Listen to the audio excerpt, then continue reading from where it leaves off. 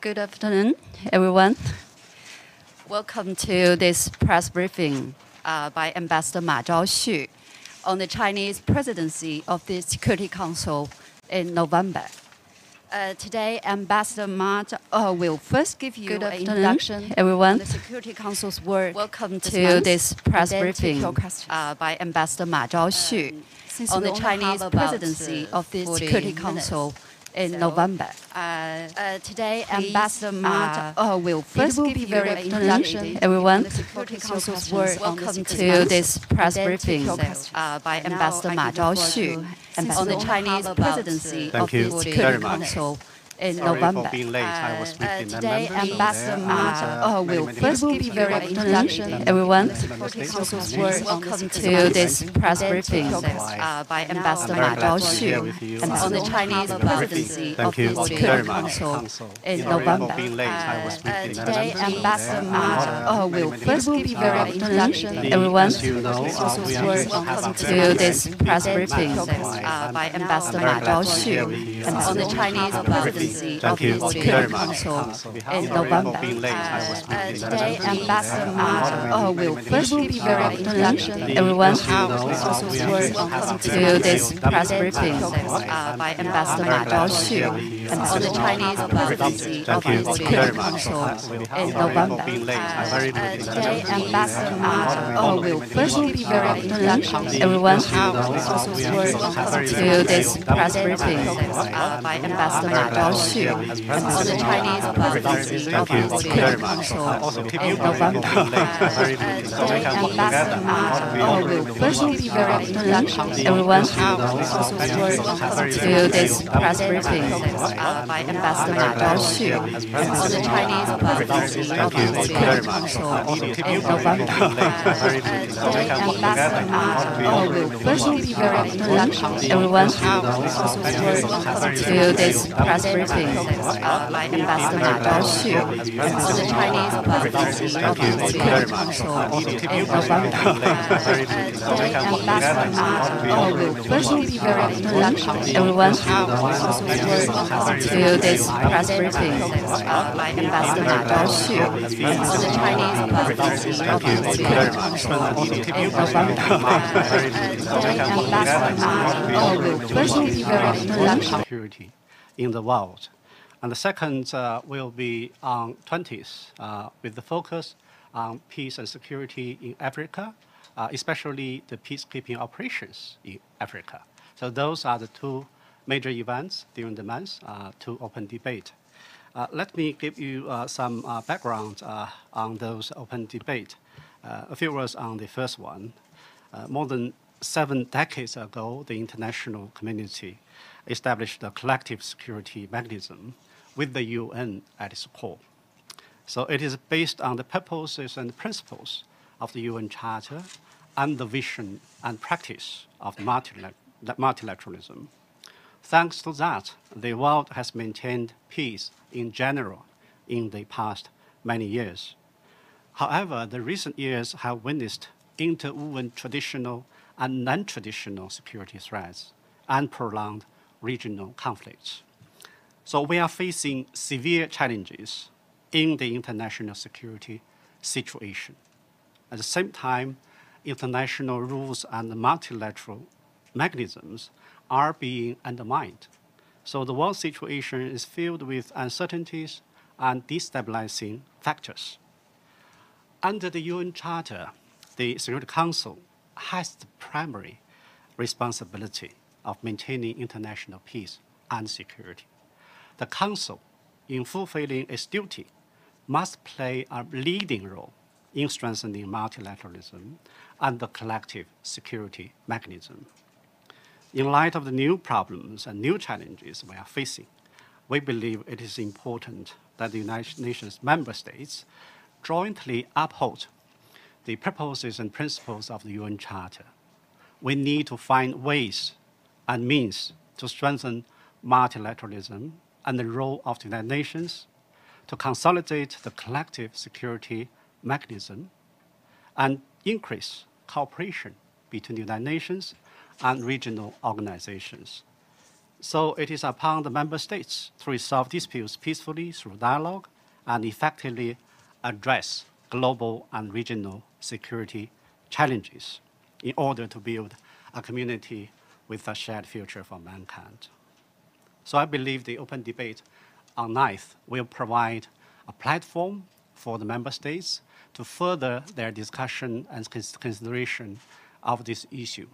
As you know, during the high-level week of this General Assembly, more than 100 countries, heads of states and governments, they talk about the issue of multilateralism, and they stated their support to the strengthening of multilateralism and the United Nations. So this is an opportunity for member states to further their discussion on this one, especially focus on the role of the nations in maintenance of international peace and security.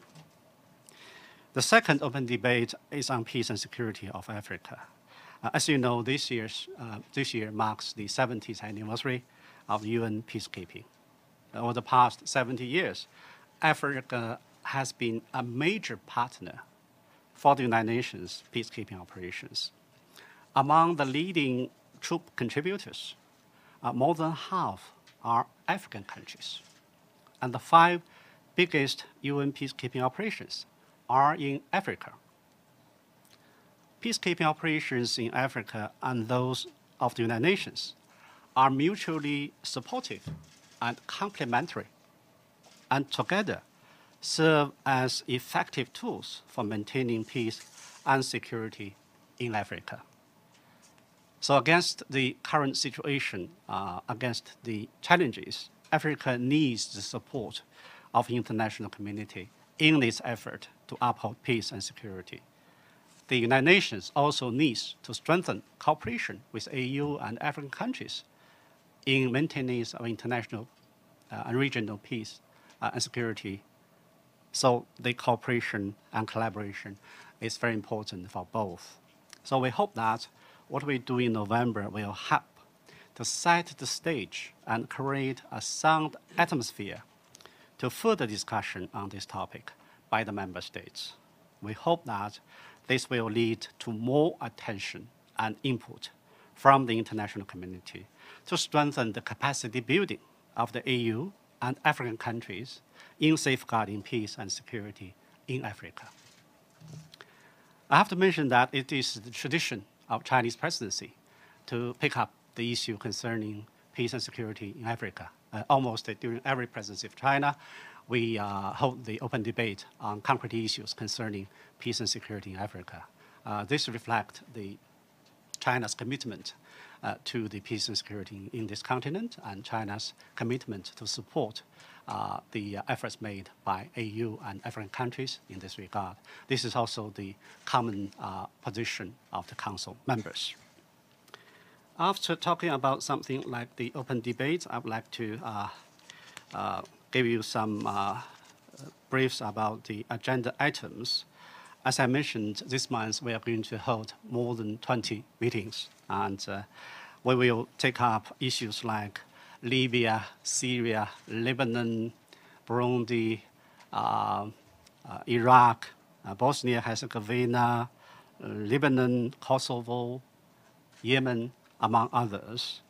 And the Council will also discuss the report by Somalia and Eritrea Sanctions Committee and the work of G5 Sahel Joint Force and UN Peacekeeping Police.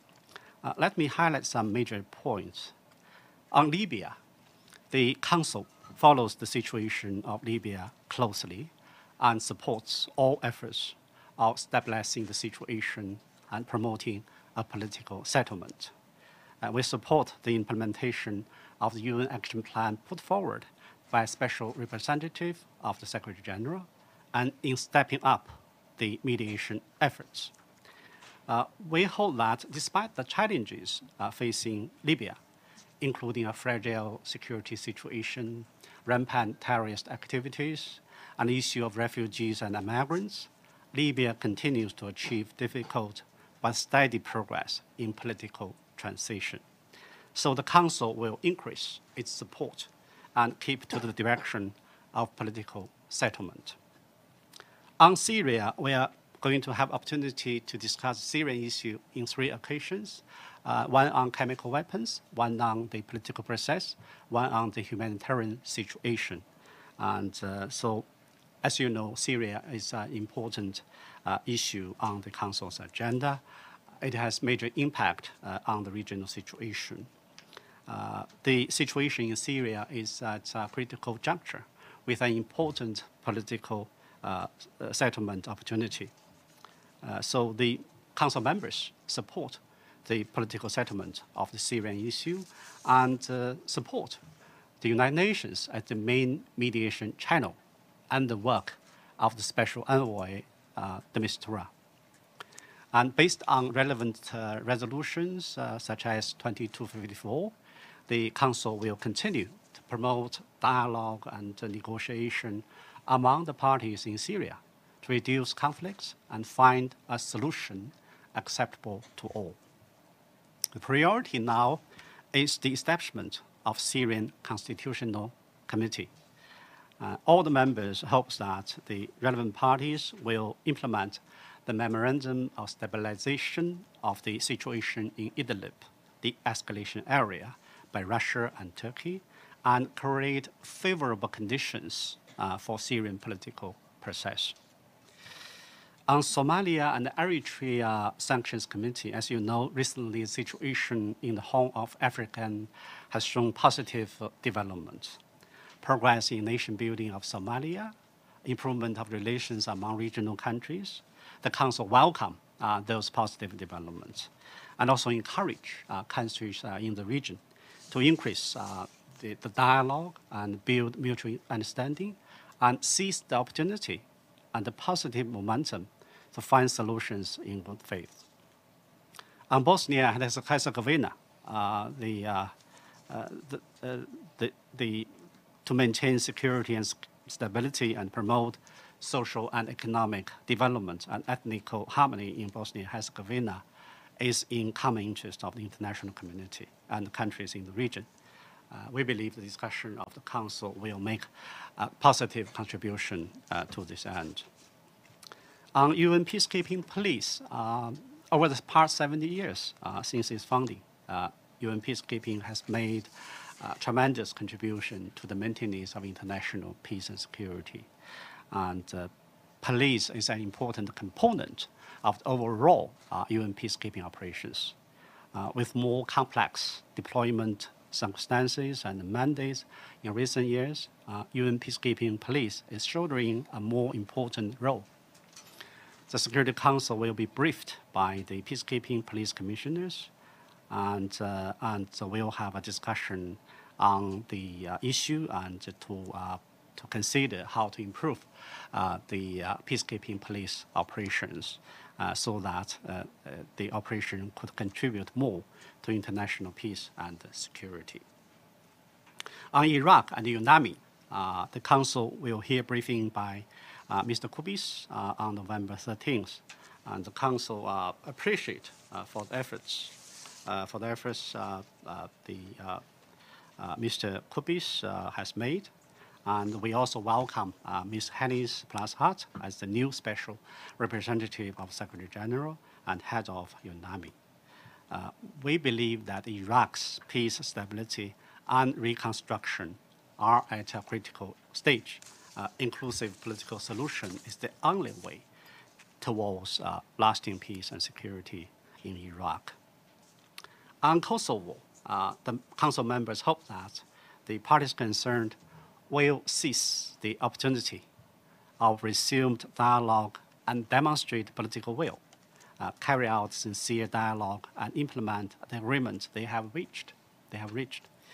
We hope that AMIC, the European Union Rule of Law Mission in Kosovo, and the K4 will work in close collaboration to play a positive role in achieving a proper settlement of the Kosovo issue. On G5 Sahel Joint Force, the Council will consider this issue, and we believe the security situation in Sahel is severe, with rampant terrorism and transnational organized crimes. The G5 Sahel Joint Force demonstrates the determination of the regional countries in leading the efforts to address the regional security challenges. And the Council welcomed that. And the Council Resolution 2359 and 2391 authorized the MINUSMA to provide logistic support to the force through a technical agreement. Now the joint force is facing financial difficulties. We believe that the international community should provide more support to the efforts of regional countries and regional organizations while respecting the ownership of African countries in addressing African issues. So the briefing on 15th November will provide a platform for the parties to discuss how to support the force and its central. On Yemen, the relaunch of political talks is the shared desire of Yemeni people and the international community, and is fully supported by the Council. The Council members are concerned about the worsening humanitarian crisis in Yemen, and we hope all Council members will remain united and play a constructive role for the political settlement of the Yemeni issue.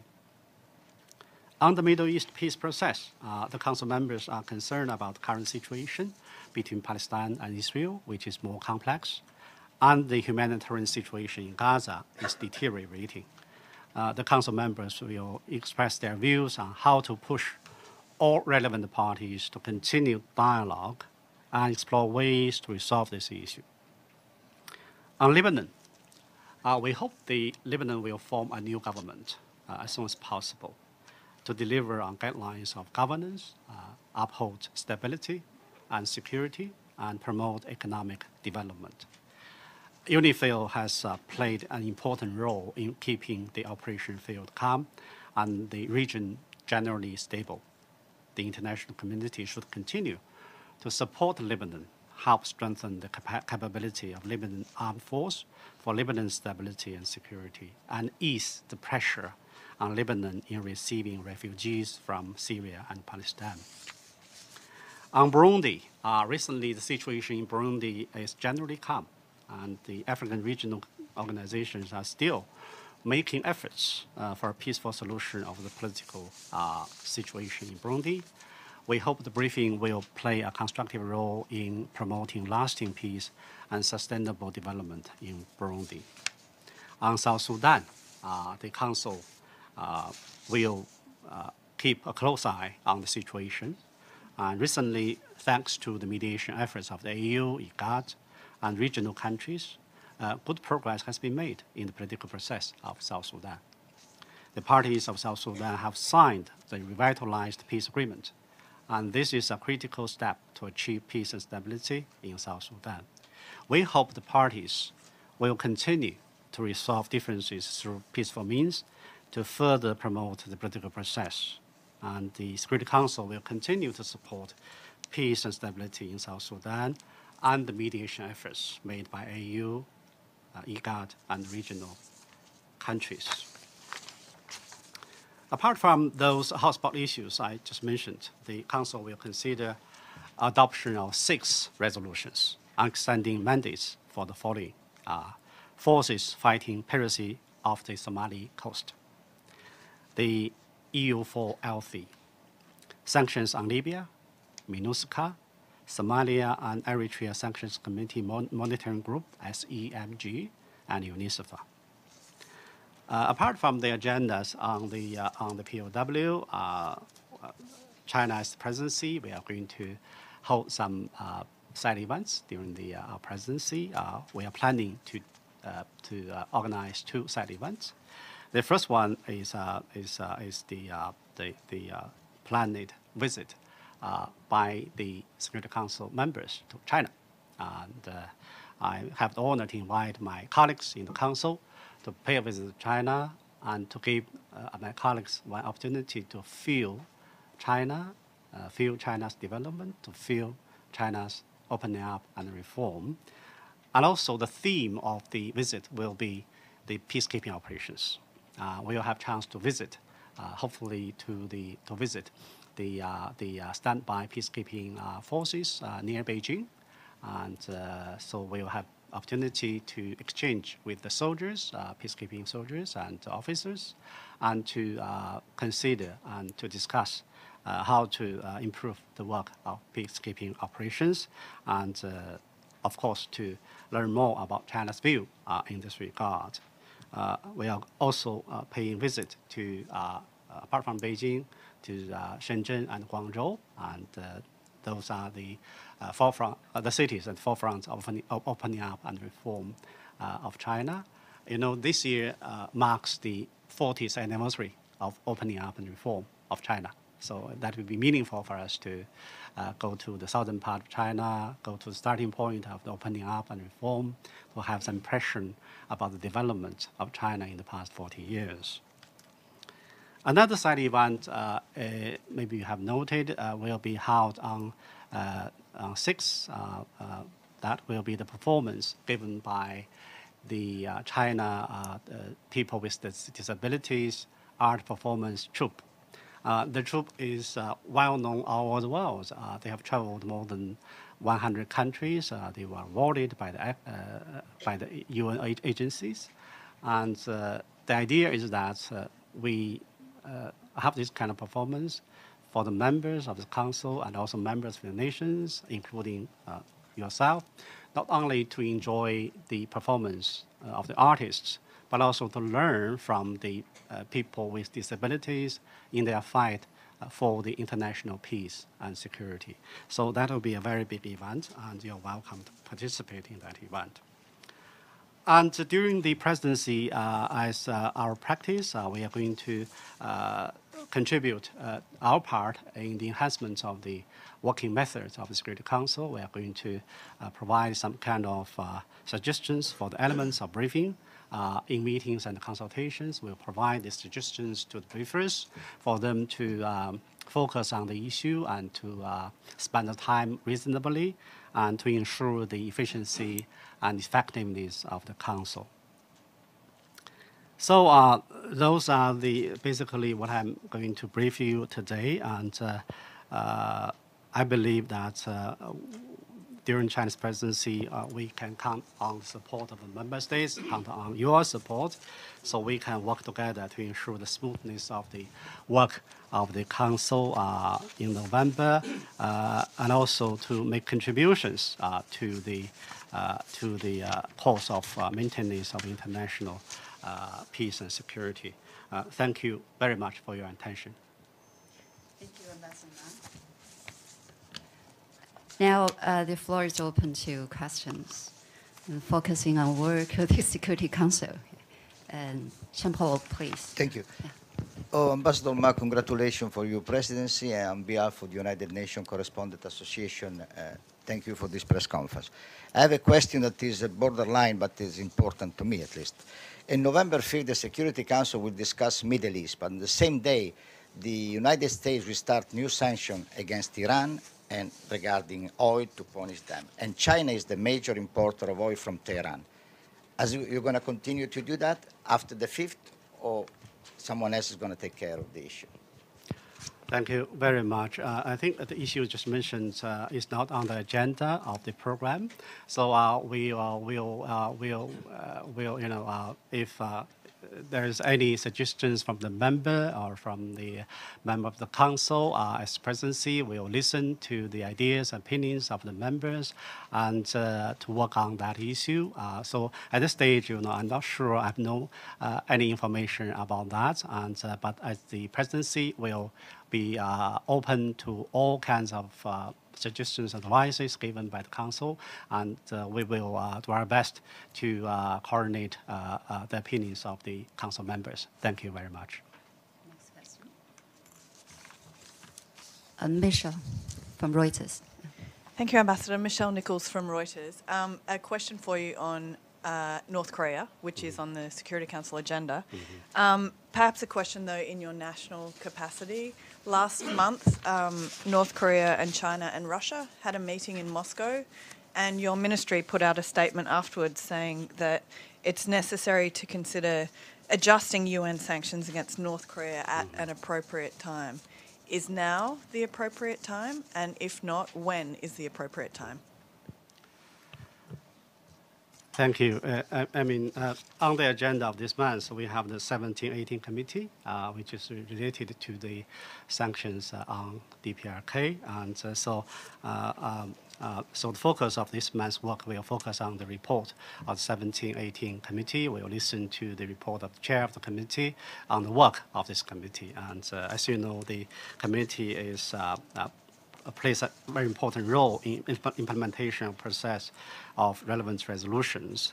And over the past 3 months, the 17-18 committee actively carried out work in accordance with its mandate, including making new designations and considering the humanitarian exemption requests and outreach activities. So we'll listen to the work of the 17-18 committee. This is what I can say in my capacity as the presidency. As for your question about national position of China on the Korean Peninsula, I think it is well known because we have stated our positions on many occasions. And the recent authoritative declaration was made by our State Council and Foreign Minister Wang Yi during the open debate of Security Council last month. So I refer you to the statements made by State Council and Foreign Minister.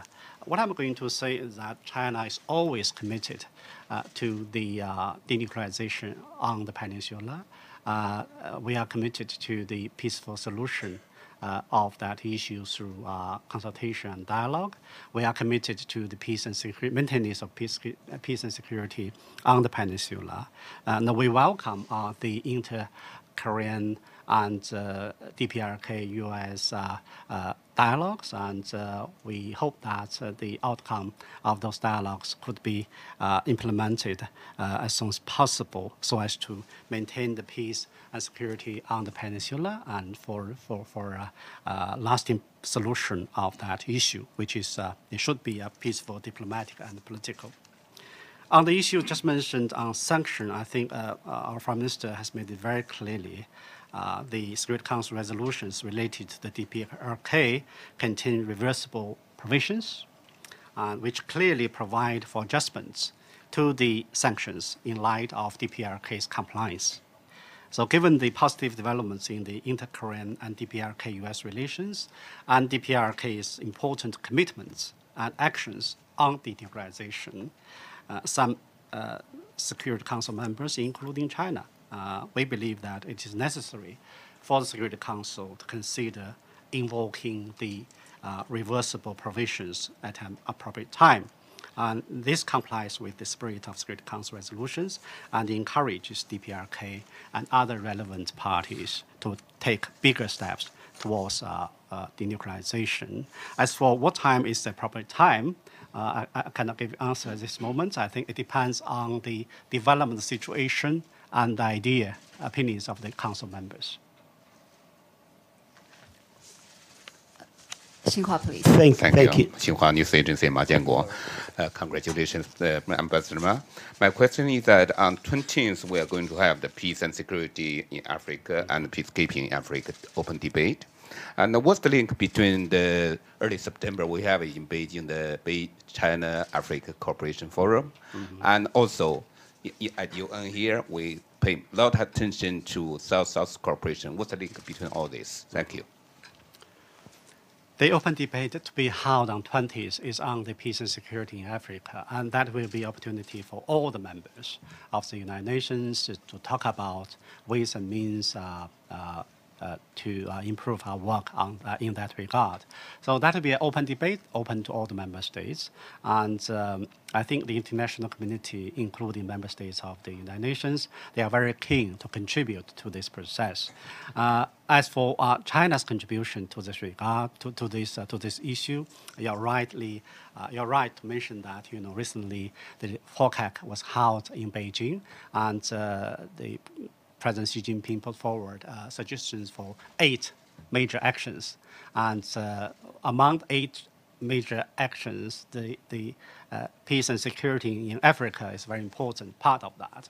So I think China is committed to the maintenance of international security and peace in Africa, and will do whatever we can to help African countries and AU in promoting peace and security in this continent. So I think that this open debate will be very good, not only for the member states, but for China to state our positions and our ideas, and to exchange on this one, and to work together, to cooperate together to push forward the process of peace and stability in this region. So I think that will be very good for all the parties concerned, including China, to contribute to the process. Next question, please.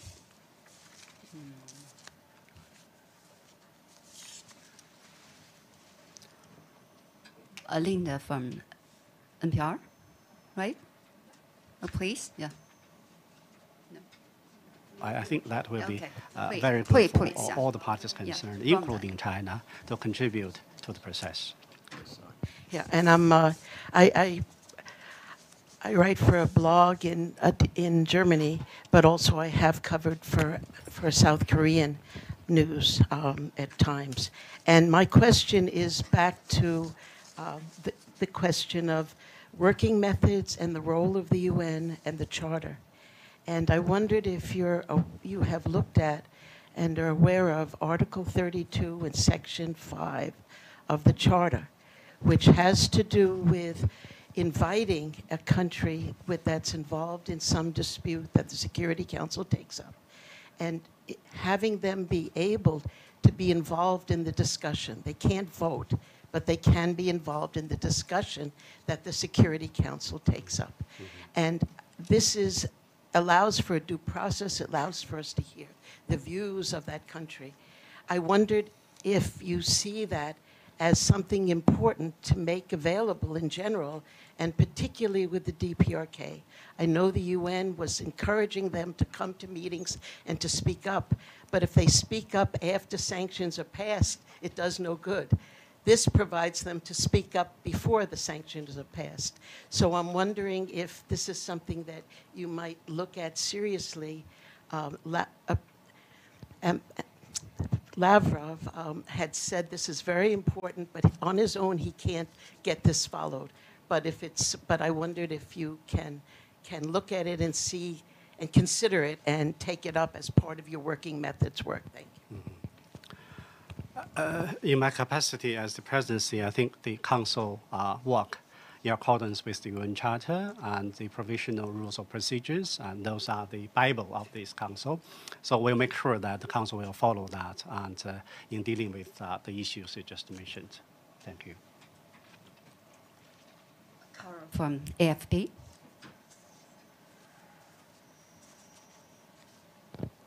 Ambassador Mom, Carol Landry with Agence France Presse. Nice to meet I you. wanted to ask you about the decision to take the council to China for the visit.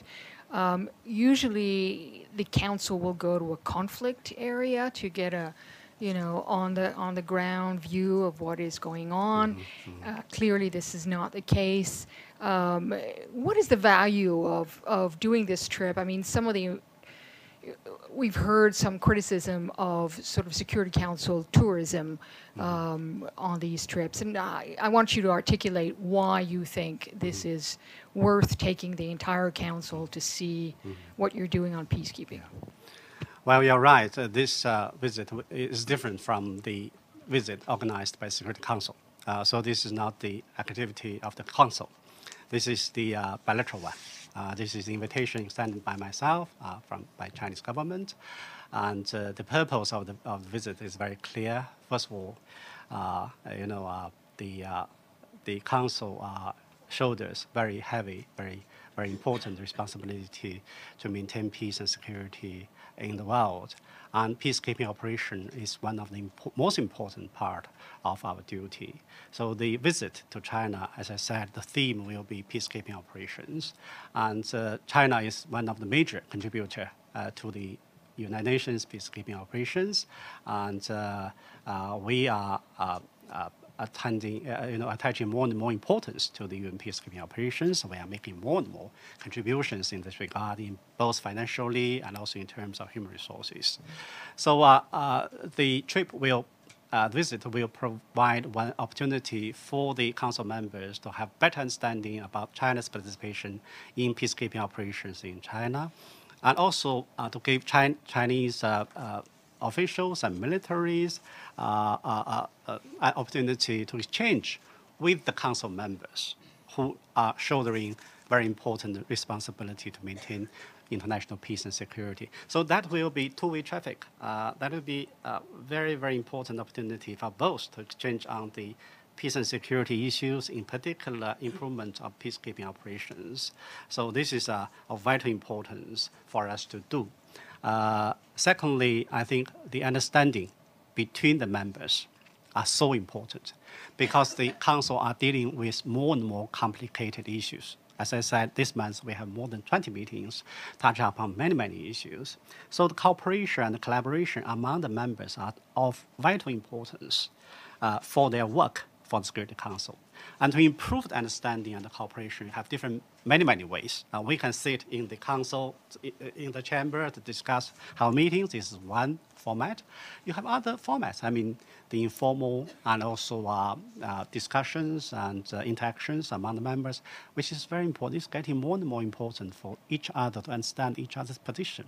And you have noticed recently the council is stepping up in exploring new ways and means to improve the interaction and understanding among the members. And it's not the first time that the council members are invited to pay a visit to a member state. And so I think that is the right way for the work of the council, and as well as the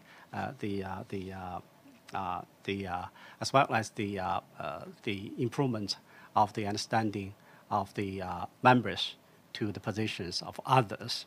But of course, this morning when we discussed this matter together, some of my colleagues, they highly appreciate this idea. They said, we are dealing with international security and peace issues, but to do that better, you have to understand the world. You have to understand the world situation. For example, when the PRs they want to go to China, we'll focus on the peacekeeping operations. We'll go to the military, to the peacekeeping forces over there to have exchange specifically on peacekeeping operations, to have the first-hand, impression. We are also to have some visits to the other units, including,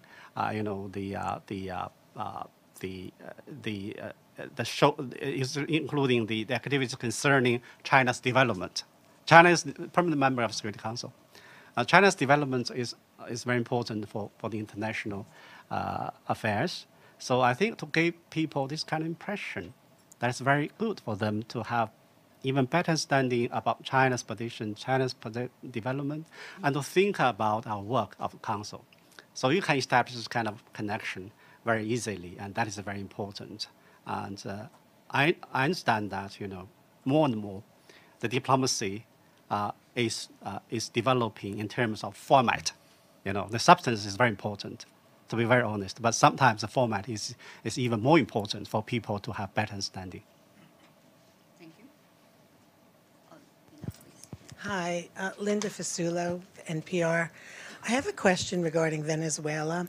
Today, President Trump is imposing sanctions against, tough sanctions as they're described, against Venezuela. And I know there are differences on the Council about whether or not the whole topic, the issue, should be brought up on the Council. I was wondering, one, what China's position is on that, and if you thought there was any possibility that Venezuela could come up this month. I'm here in the capacity of the presidency. What I want to say is that Venezuela issue is not on the agenda, and so there will be, currently, I can say this month we will not deal with this issue in the Council. Thank you. We're almost running out of time, so last questions. Jim, please. James Bays from Al Jazeera. You answered the first question saying that the Iran nuclear deal and the sanctions weren't on the agenda, but clearly it's on your watch this month, because on the 5th, these new sanctions are coming into force. And you, for this month, are the guardian of the resolutions of the UN Security Council. And that Iran nuclear deal which the US are introducing unilateral sanctions targeting the oil sector, is enshrined in a Security Council resolution 2231. So as President of the Security Council, do you believe that action that they're taking on the 5th of this month is a breach of the UN Security Council resolution? I think, again, the issue you just mentioned, I believe is a very important issue. It's an issue of world attention. And also, as presidency, and I believe all the members of the council, they are following that issue very, very closely. And up to now, it's not on the agenda.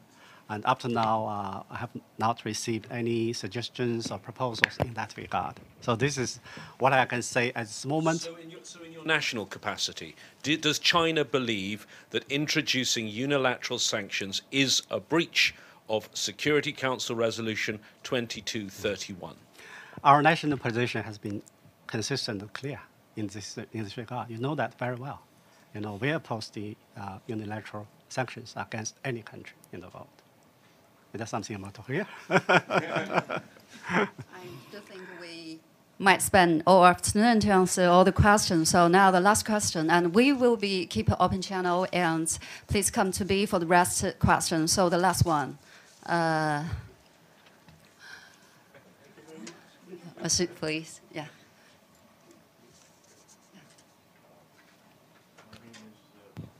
My name is Masood. I represent Daily Dawn newspaper of Pakistan. Mr. President, congratulations on this assumption of presidency. I'd like to ask you a question about Middle East, especially Israel and Palestinian conflict.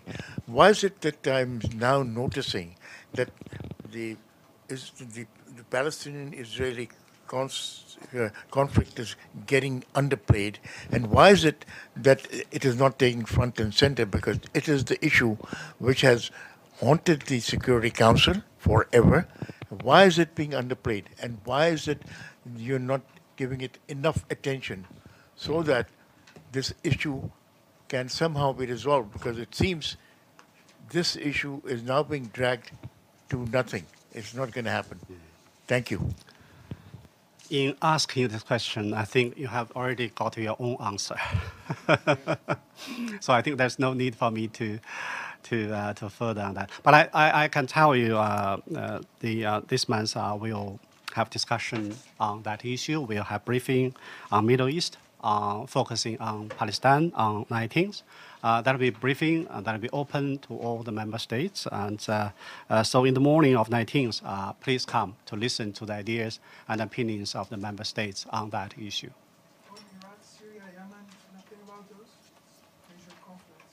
Thank you for joining us. Yeah, thank you, Ambassador Ma. So wish you have a very busy and happy month.